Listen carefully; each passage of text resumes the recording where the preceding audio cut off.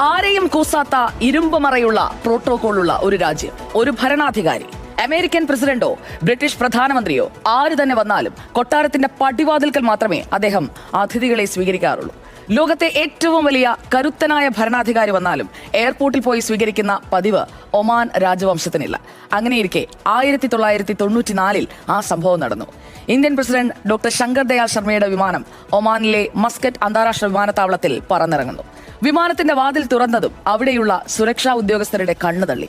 ലോകത്തെ മുഴുവൻ ഞെട്ടിച്ചുകൊണ്ട് തന്റെ രാജ്യത്തെ എല്ലാ രാജകീയ പ്രോട്ടോകോളുകളും കാറ്റിൽ പറത്തി സാക്ഷാൽ ഒമാൻ സുൽത്താൻ ഖാബൂസ് ബിൻ സയ്യിദ് റൺവേയിൽ കാത്തു നിൽക്കുന്നു. അതുകൊണ്ടും തീർന്നില്ല.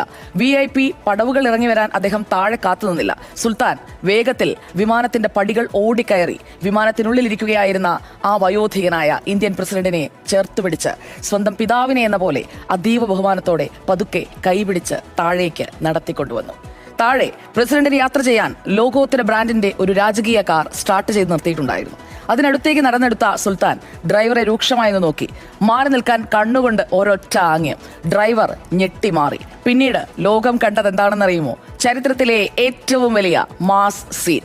അറബ് ലോകത്തെ ഏറ്റവും കരുത്തനായ ആ ഭരണാധികാരി സ്വന്തം കൈകൊണ്ട് കാറിന്റെ ഡോർ തുറന്ന് ഇന്ത്യൻ പ്രസിഡന്റിനെ ഫ്രണ്ട് സീറ്റിലിരുത്തി. ശേഷം രാജകീയ കുപ്പായമണിഞ്ഞ സുൽത്താൻ നേരെ ഡ്രൈവിംഗ് സീറ്റിലേക്ക്. ഒമാന്റെ രാജാവ് സ്വന്തം അതിഥിയെയും കൊണ്ട് കൊട്ടാരത്തിലേക്ക് കാർ ഓടിച്ചുപോയി.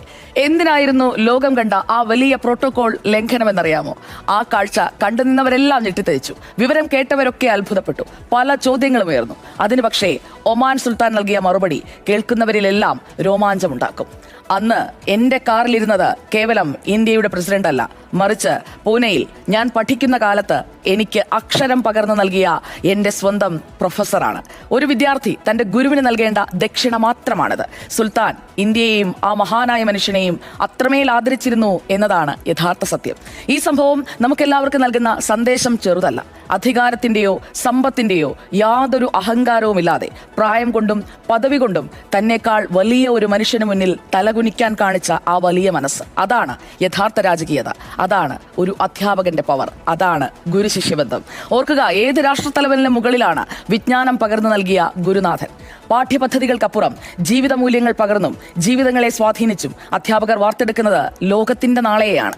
കാലികമായ മാറ്റങ്ങൾ അധ്യയനത്തിലും വന്നെങ്കിലും വെളിച്ചം പകരുന്ന ആ വിളക്കുമാടങ്ങൾ തന്നെയാണ് ഏതുകാലത്തും ഗുരുക്കന്മാർ. ലോകത്തിന്, തലമുറകൾക്ക്, മാനവകുലത്തിന് വെളിച്ചം പകരുന്ന കർമ്മകാണ്ഡത്തിന്റെ അവകാശികൾ.